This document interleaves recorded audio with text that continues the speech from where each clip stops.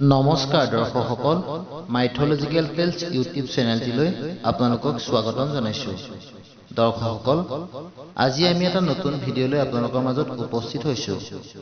গুৰু আসন মানে কি, এই কথা জানিবলৈ আমাৰ ভিডিঅ'টি লাইক, শ্বেয়াৰ আৰু ছাবস্ক্ৰাইব কৰি দিব আৰু কাষতে থকা বেল আইকনটো দবাই দিব, যাতে আমাৰ নতুন ভিডিঅ'ৰ নটিফিকেশ্যন পাই থাকে।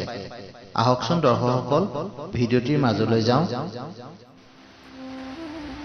মণিকূটৰ মধ্যভাগত কাঠেৰে নিৰ্মিত যি আসন বা থাপনা পতা হয়, তাক সাধাৰণ অৰ্থত গুৰু আসন বোলা হয়। বৰপেটা নামঘৰৰ প্ৰথম কোঠাটো এৰি দ্বিতীয় কোঠাৰ মূৰতে মহাপুৰুষ শ্ৰীমন্ত শংকৰদেৱ, মহাপুৰুষ মাধৱদেৱ আৰু বদুলা আতাৰ নামত তিনিখন আসন পতা আছে। গুৰু আসন তিনি প্ৰকাৰৰ: সিংহাসন, গৰুড়াসন আৰু মৰাসন। ৰাজহুৱা নামঘৰত সাধাৰণতে সিংহাসনহে প্ৰতিষ্ঠা কৰা হয়। সিংহাসন ৩ খলপাৰ পৰা ৭ খলপা পৰ্যন্ত হ'ব পাৰে। সিংহাসনৰ খলপাকেইটাত দশাৱতাৰ আৰু কৃষ্ণলীলাসমূহ হেঙুল হাইতালেৰে অংকিত কৰা থাকে। সিংহাসনৰ খুৰাবোৰ বিচিত্ৰ ৰূপত খোদিত কৰা হয়। খুৰা চাৰিটাৰ একেবাৰে তলত কাছ, কাছৰ ওপৰত হাতী আৰু হাতীৰ ওপৰত সিংহ কটা থাকে। ওপৰৰ খলপাকেইটাত থকা খুঁটাকেইটাত হাতী আৰু সিংহ কটা থাকে। সিংহাসনৰ সাতোটা খলপা সপ্ত বৈকুণ্ঠ ক্ৰমে শ্বেতবিলাস, শান্তনুবিলাস, পুষ্পবিলাস, পংকজবিলাস, কনকদন্ত, সনাতন আৰু গোলোকৰ লগত তুলনা কৰা হয়। আনহাতে খুঁটাত থকা কাছ ভক্তিৰ প্ৰতীক, হাতী পাপৰ আৰু সিংহ নামৰ প্ৰতীক।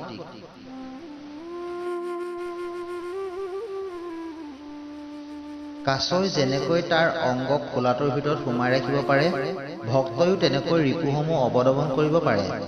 ভক্তৰ হৃদয়ত কেতিয়াও পাপে প্ৰৱেশ কৰিব নোৱাৰে। কেতিয়াবা পাপ লগ পালে ৰাম নাম প্ৰমত্ত সিংহই পাপ হস্তিক দমন কৰে। সিংহাসনৰ ওপৰত খলপাত থকা সৰু ঘৰটিৰ নাম আমহি ঘৰ। এই ঘৰৰ চাৰিওফালে চাৰিটা আৰু ওপৰত এটা কলচী থাকে। আমহি ঘৰৰ তিনিফালে ছতে সৈতে কাপোৰেৰে বেৰা থাকে। এই আমহি ঘৰৰ ভিতৰত আগতে উল্লেখ কৰা গুৰু দুজনাৰ ৰচিত এখনি বিশেষ পুথি বা ভাগৱত প্ৰতিষ্ঠা কৰা হয়। ভাগৱতখন তলে ওপৰে বগা কাপোৰেৰে ঢকা থাকে। আমহি ঘৰটো পূৰ্ণকৃষ্ণ ভগৱন্তৰ স্থান। সিংহাসনত ভাগৱত প্ৰতিষ্ঠা কৰাৰ পিছত ই প্ৰাণৱন্ত হৈ পৰে আৰু তেতিয়াই সেই আসনে গুৰু আসন নাম পায়। থাপনা বা সিংহাসনত দিয়া কাপোৰবোৰত গাঁৱৰ শিপিনীসকলে বিভিন্ন ৰঙৰ আঁচোৰে ডাঙৰ ডাঙৰ বিচিত্ৰ ফুল, গছ আদি বৈ দিয়ে আৰু মাজে মাজে ঘোষা, পদ আদিও সুন্দৰকৈ বৈ দিয়ে। এই বিচিত্ৰ কাপোৰবোৰত আঁৰি দিয়া সোণ ৰূপৰ ফলবোৰে আকাশত তৰা জিকজিকোৱাৰ দৰে জেউতি পোহৰাই দিয়ে।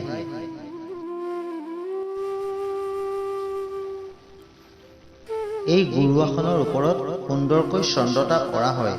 চন্দ্ৰতাপৰ চাৰিচুকে চাৰিটা আৰু মাজতে এটা চোঁৱৰ আঁৰি দিয়া হয়। গুৰু আসনৰ সন্মুখতে নিতৌ পুৱা আৰু সন্ধিয়া এগছি বন্তি জ্বলাই দবাকাশ বজোৱা আৰু সন্ধিয়াৰ প্ৰসংগ কৰাটো নামঘৰৰ এটা নিত্য নৈমিত্তিক কাম। মূল চাকিগছ সকলো সময়তে জ্বলি থাকে, সেয়ে এই বন্তিগছিক অক্ষয় বন্তি বুলি কোৱা হয়।